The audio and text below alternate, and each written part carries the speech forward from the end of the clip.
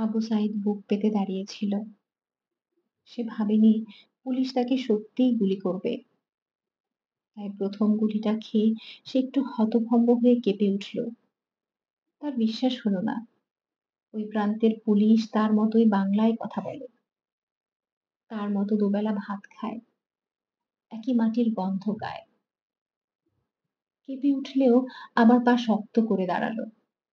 তা না হলে বন্ধুরা কি বলবে? একটা গুলির আঘাতে সে পড়ে গেছে, গায়ে শক্তি নাই। আড্ডায় বন্ধুদের পরে গর্ব করে বলবে, দেখেছিস তোরা কেমন বুক চিতিয়ে বাঘের মতো দাঁড়িয়েছিলাম। আবু সাইদ আবার কেঁপে উঠল, কারণ আরেকটি গুলি ছোড়া হয়েছে। এই পর্যায়ে তার নিজেকে ধরে রাখতে কষ্ট হয়ে গেল। তবুও সে প্রাণপণ চেষ্টা করতে লাগলো। তার রোগা পাতলা বাঙাল অপুষ্ট শরীরে এত শক্তি কোনো কালেই ছিল না। হঠাৎ মনে পড়ে গেল সে অজপাড়া গায়ের দরিদ্র ঘরের ছেলে, যার মাসের টিউশনির টাকা না পাঠালে গরিব বাবা মায়ের খাবারের টাকা হয় না।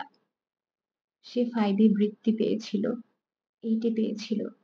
তার মূর্খ বাবা মা আশা বেঁধেছিলেন আবু সাইদ বড় ভার্সিটিতে টেকার পর তাদের সব কষ্ট দূর হয়ে যাবে।